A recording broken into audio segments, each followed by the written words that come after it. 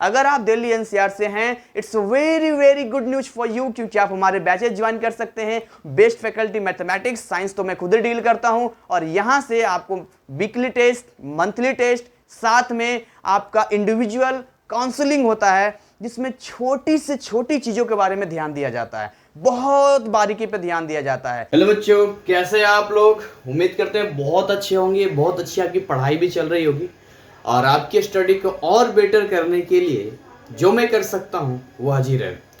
तो सबसे पहले जो चैनल पे नए हो तो जल्दी से चैनल को सब्सक्राइब करके बेल आइकन क्लिक कर लो, क्योंकि हमेशा मेरी तरफ से आप लोग की तरफ एक शिकायत रहे, और वो ये है कि अबाउट 42% स्टूडेंट्स ऐसे हैं जिन्होंने चैनल को सब्सक्राइब नहीं किया है, पर वो रेगुलर मेरा वीडियो देखते हैं, और ये पिछले 5-6 महीने से मैं नोट कर रहा हूँ। तो खैर कोई बात नहीं, वो देखो ज़बरदस्ती वाली चीज़ तो नहीं है, लेकिन अगर आप सब्सक्राइब कर लोगे तो आपका फ़ायदा ये है कि बेल आइकन क्लिक करने के बाद नोटिफिकेशन आपको मिलता रहेगा। अदरवाइज हर बार आपको जाके चेक करना पड़ेगा, हर बार आपको चेक करना पड़ेगा। और कोई डाउट वगैरह हो तो आप कमेंट सेक्शन में आकर मुझे बता सकते हैं, और या हमारे व्हाट्सअप नंबर 9643480201 पे चैट सेक्शन में आप जाकर मुझसे बात कर सकते हैं, या अपनी कोई परेशानी मुझे बता सकते हैं।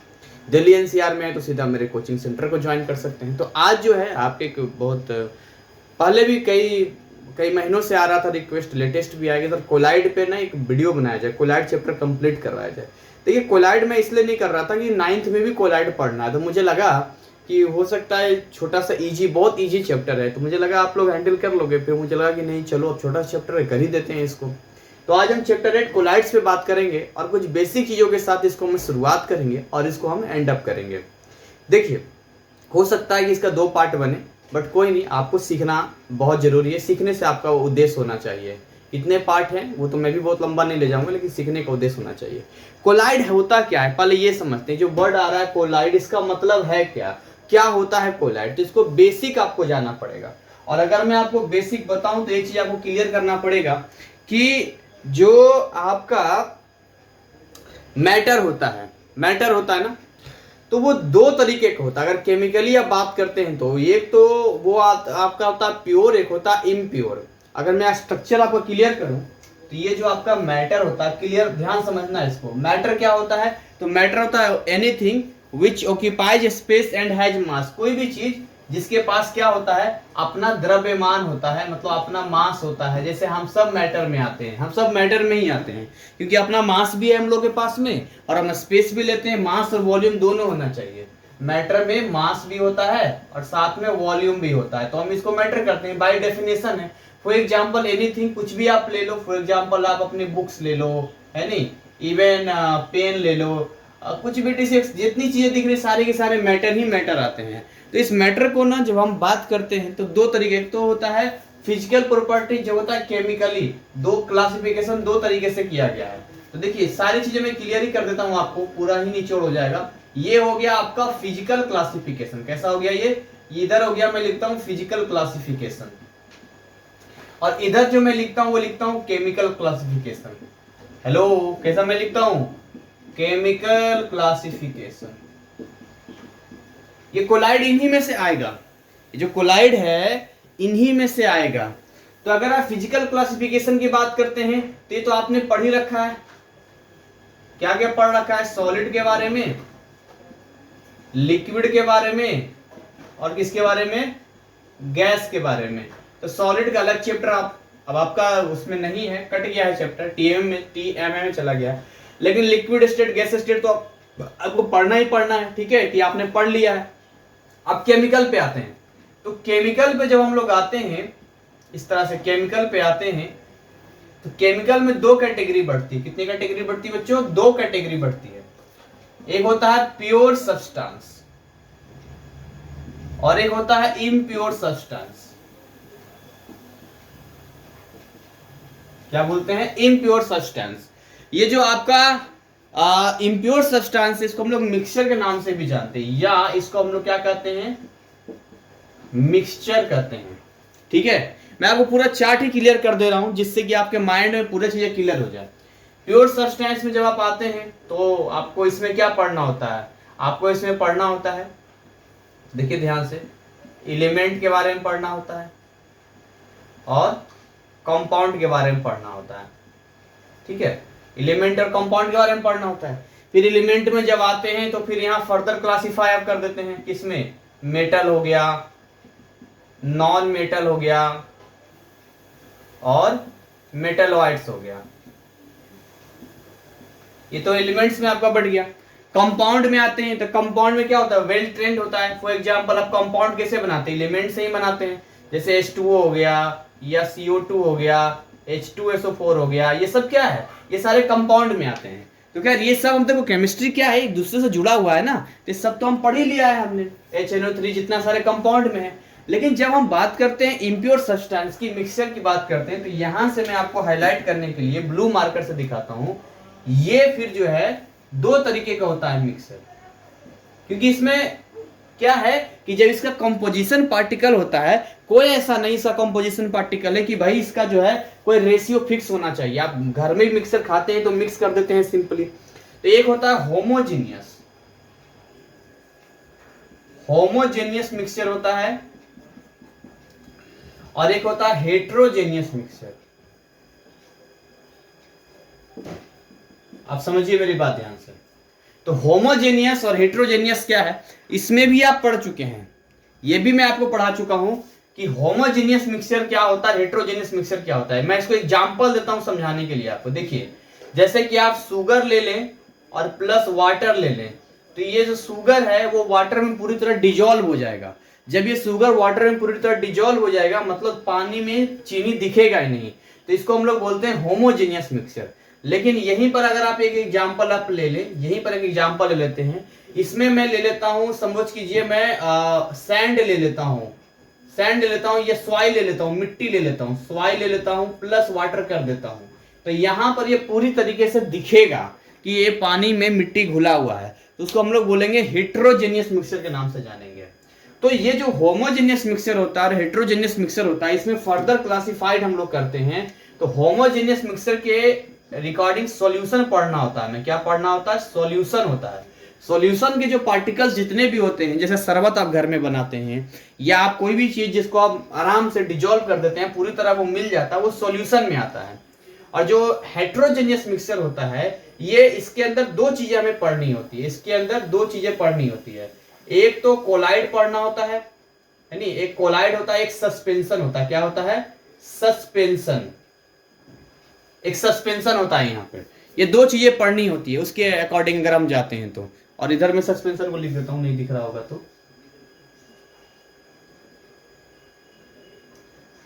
ये सस्पेंशन हो गया आपका। तो यहीं से कोलाइड वर्ड यहां से डेराइव हुआ है। यहां इसको और बेसिक हम लोग क्लियर कर लेते हैं। देखिए, जब आप सॉल्यूशन की बात करते हैं यहां पर, तो सॉल्यूशन में दो टर्म हम लोग यूज करते हैं। जैसे देखिए, आपने एक गिलास लिया, आपने एक गिलास लिया और इस गिलास के अंदर जो है आपने क्या ले लिया है, पानी है, इसके अंदर वाटर है। समझिए मेरी बात ध्यान से, इसके अंदर क्या है, वाटर आपने लिया है। अब इसके अंदर जो है आप क्या मिक्स कर रहे हैं, तो ये देखिए, इसके अंदर जो है आप जो है विस्तार बनाता हूं, इसके अंदर जो है मान के चलिए, यहां पर आप, ये है शुगर और ये है वाटर। इस पानी में चीनी को आप मिला रहे हैं। जब आप इस चीनी को इस पानी में मिलाएंगे तो यहां पर जो तैयार होगा पूरी तरह से डिजोल्व हो जाएगा, तो इसको हम लोग सॉल्यूशन कहेंगे। तो जिसका अमाउंट कम होता है इसको हम लोग सॉल्यूट कहते हैं। ये सब मैं पढ़ा चुका हूं सॉल्यूशन में। इसको हम लोग कहते हैं ये सॉल्यूट है, मेरी बात ध्यान समझिएगा, ये सॉल्यूट है। और वाटर क्या हो गया, ये सॉल्वेंट है। जिसका अमाउंट ज्यादा होता है उसको हम लोग सॉल्वेंट कहते हैं। देखिए, एक तरीका ही मैंने बताया था, सॉल्यूट में छोटा है, 1 2 3 4 5 6, केवल 6 लेटर आ रहा है। लेकिन सॉल्वेंट में 1 2 3 4 5 6 7 लेटर आ रहा है। जो ज्यादा होता है वो ज्यादा होता है। तो ये सब आप सीख चुके हैं, कंसंट्रेटेड, सॉल्यूशन, सब चीज, मतलब सब कुछ मैंने लगभग सॉल्यूशन में सारा ही मैंने बताया। आप उसका भी वीडियो जाके लेक्चर क्लासेस देख सकते हैं। लेकिन क्या फर्क होता है सॉल्यूशन में, कोलाइड में, सस्पेंशन में, इसको थोड़ा समझते हैं। जो सॉल्यूशन होता है हमारा, इस पे आते हैं, जो सॉल्यूशन होता है हमारा, उसके पार्टिकल्स बहुत ही छोटे छोटे होते हैं। कोलाइड का जो पार्टिकल होता है वो मीडियम में होता है, यानी कि होता हेट्रोजेनियस है पर दिखता होमोजेनियस है। कोलाइड एक बहुरूपिया है। बहुरूपिया क्यों है, क्योंकि ये होता है हेट्रोजेनियस पर दिखता है होमोजेनियस। मैं इसका एग्जांपल भी आपको दूंगा। सस्पेंशन के पार्टिकल और बड़े बड़े होते हैं। तो अगर मैं आपको एग्जांपल दूं कोलाइड का, तो कोलाइड का एग्जांपल देखो क्या क्या एग्जांपल आ सकता है कोलाइड में। कोलाइड में आ सकता है ब्लड, ब्लड हो गया, मिल्क हो गया, ये सब क्या है कोलाइड में आता है। ब्लड है, मिल्क है, ये सब दिखता कैसा है, ये सब दिखता है होमोजेनियस, पर होता है एक्चुअली में हेट्रोजेनियस। और सस्पेंशन के पार्टिकल बड़ा बड़ा होता है, तो जब सस्पेंशन के पार्टिकल बड़ा बड़ा होता है तो ये आपको साफ साफ दिख जाता है। तो ये आपने सॉइल वाटर लिया था ना, ये सस्पेंशन का एग्जांपल है, जो साफ साफ दिख जाता है, पार्टिकल बड़े बड़े होते हैं, जो सॉइल वाटर का एग्जांपल मैंने आपको दिया यहाँ पे। तो यहां से कुछ चीजें और क्लियर होता है कि जब यहां से आप लाइट पास करेंगे, किसी भी सॉल्यूशन से आप लाइट पास करेंगे, यहां पर मान लो टॉर्च लगा दूं, मैं यहां पर टॉर्च लगा देता हूं, ठीक है। तो यहां से जब आप लाइट पास करेंगे तो ये लाइट जो है स्कैटरिंग नहीं होगा लाइट का, ये लाइट सीधा निकल जाएगा, ये लाइट यहां से सीधा निकल जाएगा, स्कैटरिंग ऑफ लाइट नहीं होगा, ये फैलाया नहीं, लाइट को ऐसे फैला नहीं यहाँ पे। लेकिन जो कोलाइड होता है, सस्पेंशन होता है, वो लाइट को स्कैटर कर देता है, लाइट को फैला देता है। इसमें टिंडल इफेक्ट भी आप पढ़ेंगे। तो लाइट को फैला देने का मतलब क्या, जब पार्टिकल बड़ा बड़ा होता है तो लाइट जब टकराता है उस पे, तो वो क्या होता है, ऐसे फैल जाता है चारों तरफ, जैसे सुनते हैं ना, फैल गया वो। तो इस तरीके से आप देखेंगे कि कुछ डिफरेंस मैं आपको क्रिएट करने की कोशिश कर रहा हूं यहाँ पे, कि जो कोलाइड है वो क्या करेगा, स्कैटरिंग ऑफ लाइट करेगा, लेकिन सॉल्यूशन नहीं करेगा, और सस्पेंशन तो पक्का करेगा क्योंकि उसका पार्टिकल तो खैर बहुत बड़ा है। इसके अलावा आप देखेंगे फिल्टर पेपर पे, तो कई ये सॉल्यूशन को आप फिल्टर पेपर में फिल्टर नहीं कर सकते। नहीं, चीनी को आपने घोल दिया है और आप चाहते हैं इसको हम फिल्टर कर दें कि चीनी फिल्टर हो जाए, नहीं होगा। इनको आप कर सकते हैं फिल्टर, ठीक है, इनको कर सकते हैं। अच्छा, जो कोलाइड का पार्टिकल होता है वो वेरी करता है, यानी कि एवरेज मीडियम बीच में है ना, तो जहां सॉल्यूशन का एंड होता है उसके बाद से यह स्टार्ट होता है और उसके बाद से सस्पेंशन के पीछे तक रहता है, यानी बीच बीच में रहता है। तो कुछ डिफरेंस और है, जो डिफरेंस हम कोलाइड और सस्पेंशन के बारे में पढ़ेंगे। तो इसको सॉल्यूशन के नाम से जानते हैं। साथ में कुछ चीजें मैं आपको और बताना चाहता हूं। जहां हमने ये वर्ड यूज किया था सॉल्यूट, यहां ध्यान से देखिए, हमने ये वर्ड यूज किया है सॉल्यूट और यहां वर्ड यूज किया है सॉल्वेंट। तो कोलाइड के केस में भी हम कुछ वर्ड यूज करेंगे। कोलाइड के केस में हम दो वर्ड यूज करेंगे। तो जो आपका सॉल्यूट है, जहां जिसको सॉल्यूट आप अब तक समझ रहे थे, उसको कोलाइड में हम लोग डिस्पर्स्ड फेज के नाम से जानेंगे। क्या जानेंगे? डिस्पर्स्ड फेज के नाम से जानेंगे, या डिस्पर्स्ड केवल बोलेंगे। तो इसको जो है यही नाम हो जाएगा, डिस्पर्स्ड फेज हो जाएगा। और जो आपका सॉल्वेंट था, इसका जो आप नाम हो जाएगा, ये हो जाएगा डिस्पर्सन मीडियम। ये क्या हो जाएगा? डिस्पर्सन मीडियम के नाम से आ जाएगा। तो ये आपको थोड़ा समझना है कि जब आप सॉल्यूशन की बात करेंगे तो वहां पर बच्चों आप केवल सॉल्यूट और सॉल्वेंट बोलेंगे, लेकिन जैसे ही आप कोलाइड की बात करेंगे तो वहां पर फिर आप डिस्पर्स फेज बोलेंगे। जैसे मैं डिस्पर्स फेज बोलूंगा, इसका मतलब जो दो चीजें मिली होगी, तो जो कम मिला होगा उसको हम डिस्पर्स फेज कहेंगे। ये सिंपली कई बार डिस्पर्स्ड भी केवल कहते हैं। और जो ज्यादा जिसके अंदर मिला होगा उसको हम लोग डिस्पर्सन मीडियम के नाम से जानेंगे। तो इतनी सारी चीजें मैंने आपको क्लियर करने की कोशिश किया है और बहुत ही बेसिक तरीके से आपको बताया है, जो चैप्टर आपको पूरा तरह से क्लियर कर देगा। तो आइए कुछ चीजें जो है इसको जान लिया जाए, देख लिया जाए। तो सबसे पहले तो मैं आपको एक चीज क्लियर कर दूं कि जो कोलाइड का पार्टिकल होता है वो 10 एंगस्ट्रॉम से 100 एंगस्ट्रॉम के बीच में होता है, राइट। तो ये आपको या नैनोमीटर में जाएंगे तो आपको नैनोमीटर में 1 से 100 नैनोमीटर के बीच में होता है। नैनोमीटर क्या होता है? नैनोमीटर आपका होता है, देखिए जो कोलाइड होता है, ये जो कोलाइड होता है, इसका जो पार्टिकल होता है ना, पार्टिकल साइज होता है, वो 1 नैनोमीटर से 100 नैनोमीटर के बीच में होता है। अब 1 नैनोमीटर क्या होता है? तो 10 की पावर -9 मीटर को हम लोग 1 नैनोमीटर के नाम से जानते हैं। तो ये आपका ये कोलाइड के बारे में हो गया, ये आपको ध्यान रखना है यहाँ पे, राइट। अब चलिए कुछ डिफरेंस इन तीनों के बारे में दिया जाए जो आपको बुक में दिया है।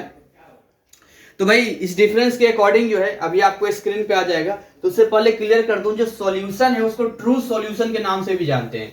सॉल्यूशन भी बोलते हैं, ट्रू सॉल्यूशन भी हम लोग बोलते हैं। कोलाइड को हम लोग कोलाइडल सॉल्यूशन बोलते हैं। आप याद रखना, कंफ्यूज मत होना कि कोलाइडल सॉल्यूशन का मतलब होता है जब किसी चीज को हम मिलाते हैं इसको सॉल्यूशन कहते हैं।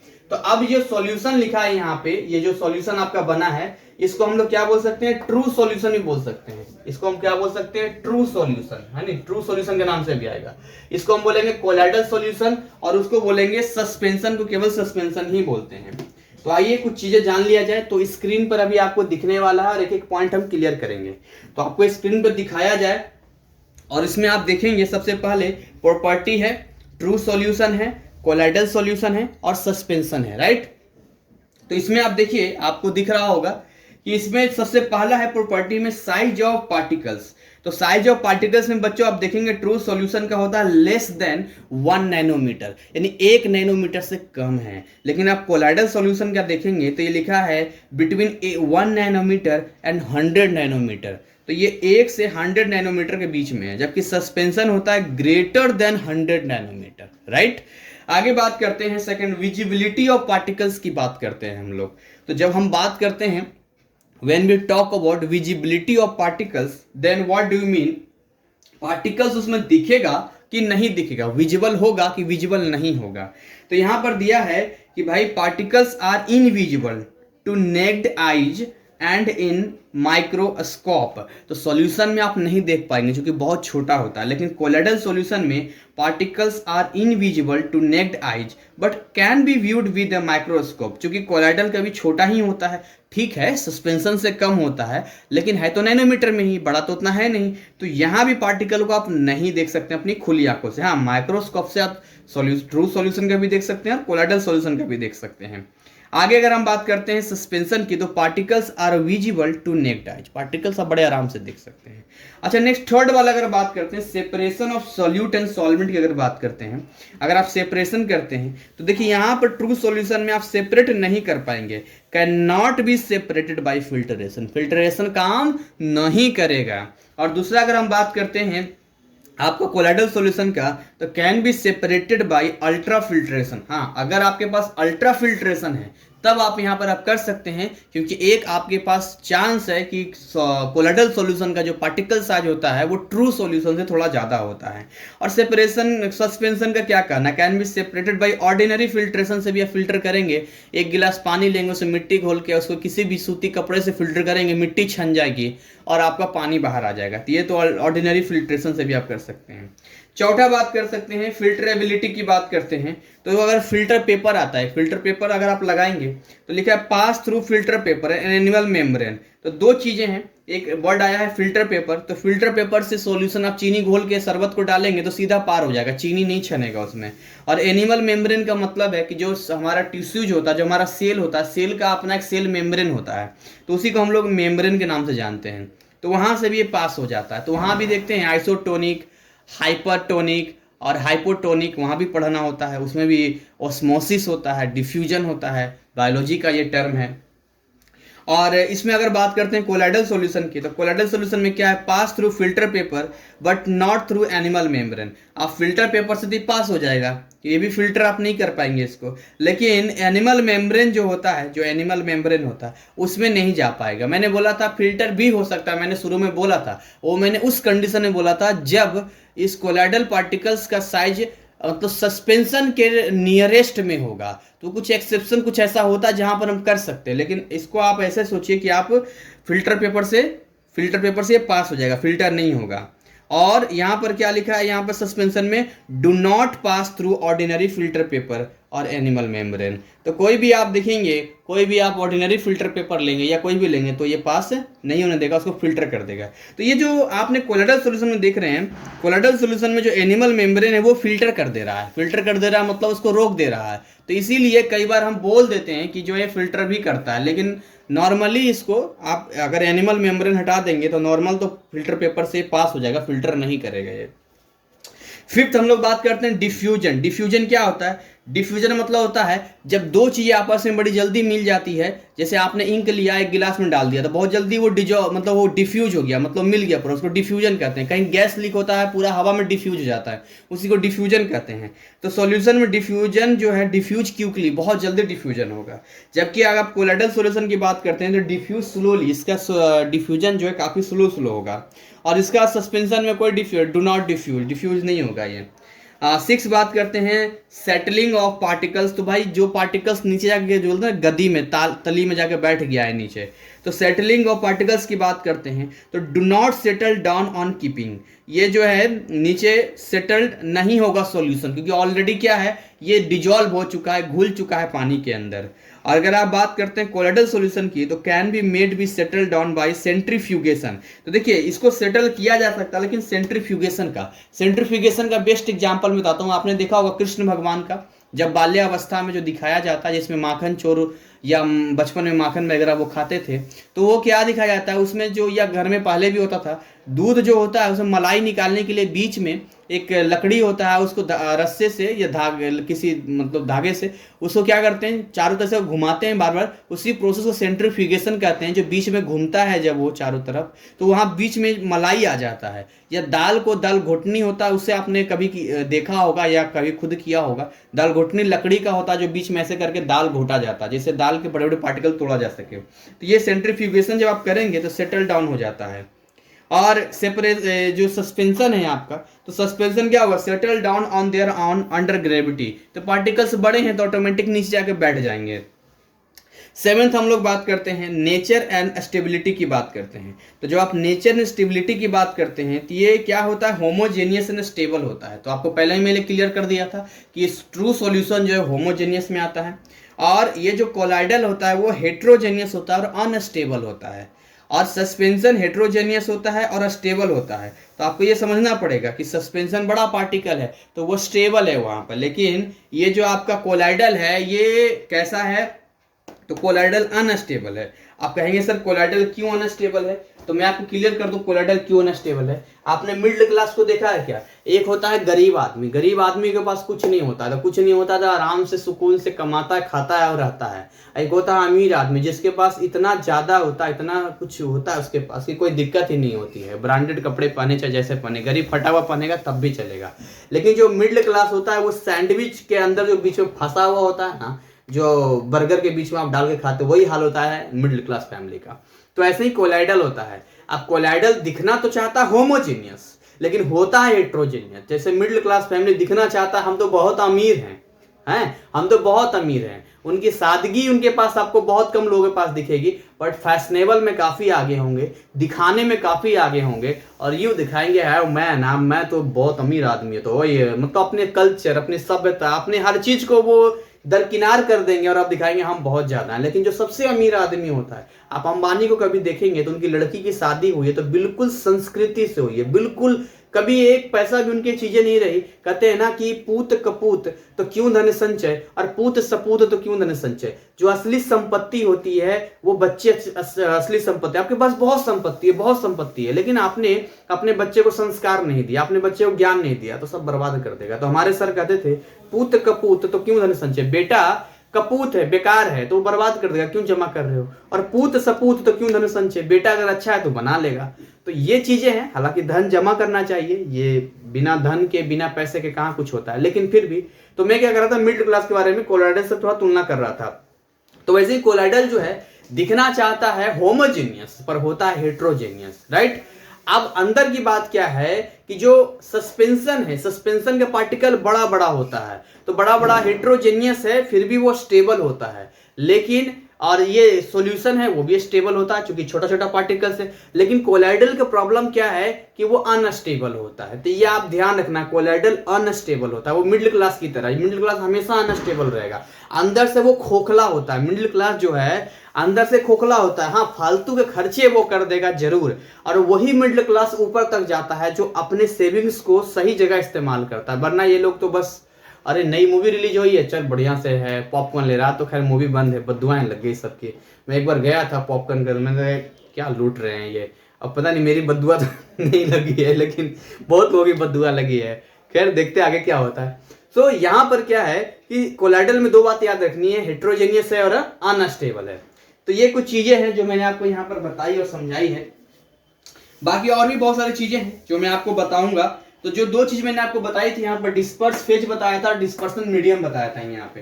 तो आई होप आपको ये समझ में आया होगा कि डिस्पर्स फेज क्या है, डिस्पर्सन मीडियम क्या है, और पार्टिकल साइज भी आपको मालूम होगा कि 1 नैनोमीटर से 100 नैनोमीटर के बीच में यहाँ पर है। तो अगेन स्क्रीन पे आपको कुछ दिखाया जाएगा कि आपका क्या किस डिस्पर्सन मीडियम में कैसे डिस्पर्स फेज होगा आपका, राइट, और उसका क्या नाम होगा और उसका एग्जाम्पल के साथ होगा। तो कंप्यूटर महाराज स्क्रीन पे दिखाया जाए, देखिए आपको दिख रहा होगा कि यहाँ पर अगर हम बात करते हैं टाइप्स ऑफ कोलाइडल सॉल्यूशन की, तो इसमें टोटल 8 प्रकार का दिया है। आगे तो नहीं है, नहीं आगे नहीं, केवल 8 प्रकार का इसमें दिया है, 8 टाइप्स में दिया है। जिसमें आप सीरियल वाइज देखेंगे तो एक तरफ तो आपको लिखा है डिस्पर्स फेज, फिर है डिस्पर्सन मीडियम और फिर है आपका टाइप्स ऑफ कोलाइड। ठीक है, उसका क्या नाम होगा और फिर उसके बाद है एग्जाम्पल। ये इतनी चीजें लिखी हुई है। देखिए सबसे पहले है डिस्पर्स फेज में सॉलिड और डिस्पर्सन मीडियम में सॉलिड है, यानी सॉलिड के अंदर हमने सॉलिड को डिजोल्व करने की कोशिश किया, मिला सॉलिड के अंदर सॉलिड मिला हुआ है, तो उसको हम लोग बोलते हैं सॉलिड सोल। क्या बोलते हैं? Solid sol. आपको ऐसे याद रखना है कि जब सॉलिड सॉलिड के अंदर होता है तो कोलाइडल सॉल्यूशन में, तो उसको हम लोग सॉलिड सोल कहते हैं। जैसे कि आप बहुत सारे जेम स्टोन, आपने पत्थर देखा होगा रंग बिरंगे, उस पत्थर में कई कलर होते हैं, एक पत्थर दूसरे में क्या होता है? मिला हुआ होता है, इसका नाम हो गया सॉलिड सोल। लेकिन यही सॉलिड जब किसी लिक्विड में मिला हुआ होगा, यानी सॉलिड कम होगा लिक्विड ज्यादा होगा, लिक्विड होगा डिस्पर्सन मीडियम में, तो उसको हम लोग सॉल कहेंगे। ये आपको याद रखना है कि सॉल और सॉलिड सोल में क्या फर्क होता है। तो जब सॉलिड के अंदर सॉलिड है तो वो कहलाता है आपका सॉलिड सोल, और यही सॉलिड जब लिक्विड के अंदर होता है तो उसको सॉल कहते हैं। जैसे पेंट हो गया आपका, पेंट में क्या होता है? लिक्विड में हम लोग पाउडर मिला देते हैं, पेंट बन जाता है। जो मडी वाटर होता है, जो कीचड़ होता है, या आपका स्टार्च सोल होता है, या आप एरेनियस सल्फाइड सोल हो गया, ये सारे के सारे आते हैं सॉल में।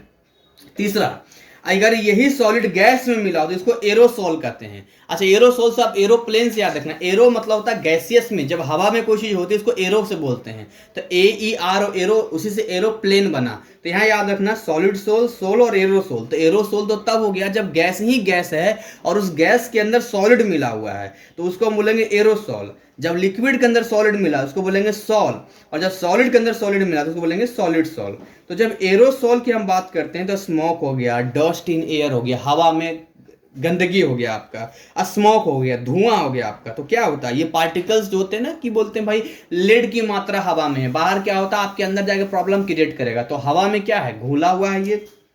नेक्स्ट अगर बात करते हैं हम लिक्विड की बारी है, अगर लिक्विड घुला हुआ होगा सॉलिड के अंदर तो उसको जेल कहेंगे। अब जेल से आपको समझना है, जेल जहां भी वर्ड आएगा तो जेल में आपको ये समझना पड़ेगा कि यहाँ पर लिक्विड जो है सॉलिड के अंदर मिला हुआ, जैसे चीज हो गया, बटर हो गया, जेलीज हो गया, ये जेल बोलते हैं। ध्यान समझना, जेल क्या है? ये जेल क्या है? जब सॉलिड के अंदर लिक्विड मिला हुआ है, सॉलिड के अंदर लिक्विड मिला है। आप इसको समझने के लिए बोल सकते हैं कि जैसे आटा हो गया सॉलिड, उसमें आप पानी मिलाते हैं, तो क्या करते हैं आप लोग? सॉलिड में लिक्विड मिलाते हैं। आगे नेक्स्ट बात करते हैं, जब लिक्विड के अंदर लिक्विड मिला होगा उसको इमल्सन कहते हैं। तो बहुत फेमस है, आपको याद होना चाहिए, इमल्सिफिकेशन भी हम लोग करते हैं। तो इमल्सन होता है, जैसे मिल्क हो गया, हेयर क्रीम हो गया, दूध में इमल्सिफिकेशन होता है। तो जहां इमल्सन आएगा आप समझ जाना।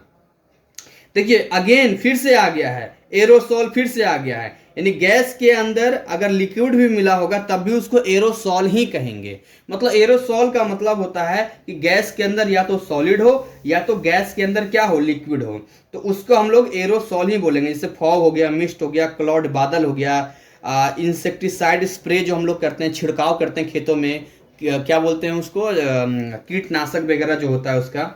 अब देखिए ध्यान से, अगर यही गैस सॉलिड के अंदर मिला होगा उसको सॉलिड फोम कहेंगे। तो ये भी आपको यार, सॉलिड फोम का मतलब क्या? सॉलिड है उसके अंदर गैस मिला हुआ है। केक वगैरह में होता है ना, उसके अंदर CO2 होता है तभी वो फूला हुआ होता है कि नहीं? इसलिए आपने उसमें पढ़ा होगा, क्या पढ़ते हैं हम लोग? बेकिंग पाउडर होता है, एक बेकिंग सोडा होता है कि बेकिंग पाउडर होता है। तो बेकिंग पाउडर में जो कोई ना कोई एसिड मिला देते हैं, क्योंकि जब वो Na2CO3 बनाएगा तो वो बेस के साथ रिएक्शन बनना बेसिक स्वाद उसका हो जाएगा, तो एसिड मिलाते हैं न्यूट्रिशन करने के लिए, न्यूट्रलाइज करने के लिए। तो जब सॉलिड के अंदर गैस मिला हुआ होता है उसमें जाके ट्रैप हो जाता है, फंस जाता है, उसको सॉलिड फॉर्म करने से प्यूमिन स्टोन हो गया या फोम रबर हो गया, रबर वगैरह के अंदर भी होता है। और जब लिक्विड के अंदर गैस मिला हुआ होगा तो उसको हम लोग फोम कहते हैं।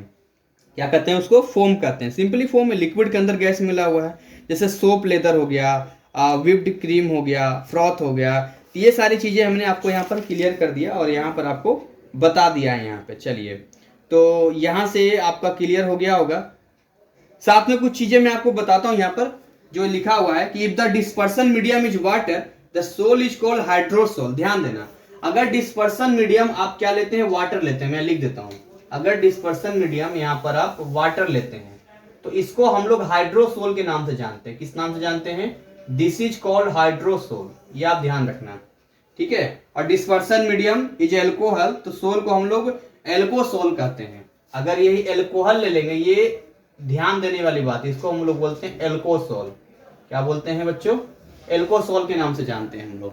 तो हाइड्रोसोल और एल्कोसोल दोनों ही चीजें मैंने आपको क्लियर करके बताया।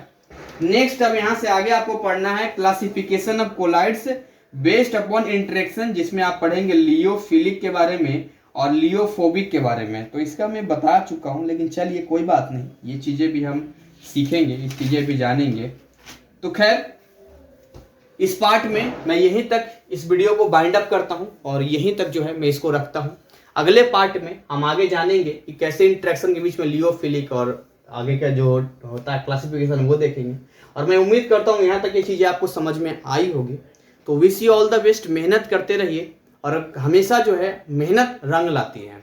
तो देखिए कई बार ऐसा होता है कि हमें बहुत नींद आ रही होती है, या कई बार ऐसा होता है हमें पढ़ने का मन नहीं करता, लेकिन जब हम मन को मार कर वो काम कर लेते हैं, तो जब एज ए रिजल्ट की बारी आती है या जब एग्जाम में हम बैठते हैं और उस समय जब हम पढ़ने के मन नहीं था हमारा, जब हमने पढ़ा था लेकिन हम पढ़ लिए और उसकी वजह से एग्जाम में जब हम लिखते हैं तो उस समय हमें ये फील होता है कि यार अच्छा हुआ उस टाइम मैंने पढ़ लिया था, अच्छा हुआ उस टाइम मैंने पढ़ लिया था। क्योंकि जो आपको नींद आ रहा था या जो आपको थकान लग रही थी वो आपको याद नहीं रहता है, लेकिन जब आप कोई अच्छा काम कर जाते हैं तो वो जरूर आपको याद रहता है। जब एक खिलाड़ी स्ट्रगल करता है 2 साल 3 साल जितना भी स्ट्रगल करता है और जब वो सक्सेस हो जाता है तो फिर वो स्ट्रगल उसके दिमाग से याद रहता है, लेकिन फिर वो उतनी पीड़ा नहीं देती है। लेकिन स्ट्रगल के दौरान जो नहीं था फिर भी उसने वो हासिल कर लिया मेहनत करके, वो लाइफ टाइम उसके साथ रहता है। इसलिए मेहनत करना बहुत जरूरी होता है। तो कई लोग कहते हैं सर पढ़ने का मन नहीं करता, यूट्यूब पर तो भरे पड़े वीडियो हैं, पढ़ने का मन नहीं करता, ये नहीं है तो ये कर लो वो कर लो ऐसा कर।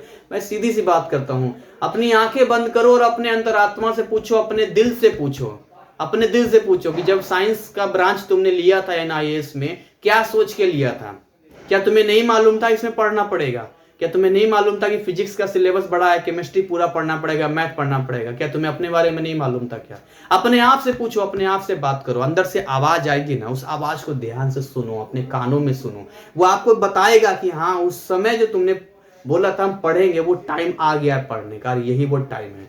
किसी को मोटिवेशन की जरूरत ही नहीं है, अंदर खुद से बात करो ना, अपने दिल से। जिस दिन बात करना शुरू कर दोगे, लोग एयरफोन लगा के गाना धुन ना करो वो, लेकिन कभी खुद से भी बात किया करो, क्योंकि बेस्ट मोटिवेटर आपके अंदर आपका दिल, आपकी आत्मा है, जो हमेशा आपको मिसगाइड होने से बचाता है। जो आपके संस्कार होते हैं ना घर के, वो हमेशा आपके जहन में बैठ जाता है और वही आपकी आत्मा आपको गाइड करते रहती है। तो खैर इसी के साथ मैं अपनी वाणी को विराम देता हूं। मिलते हैं इसके अगले पार्ट में और ऐसे ही हंसते खिलखिलाते मुस्कुराते रहें।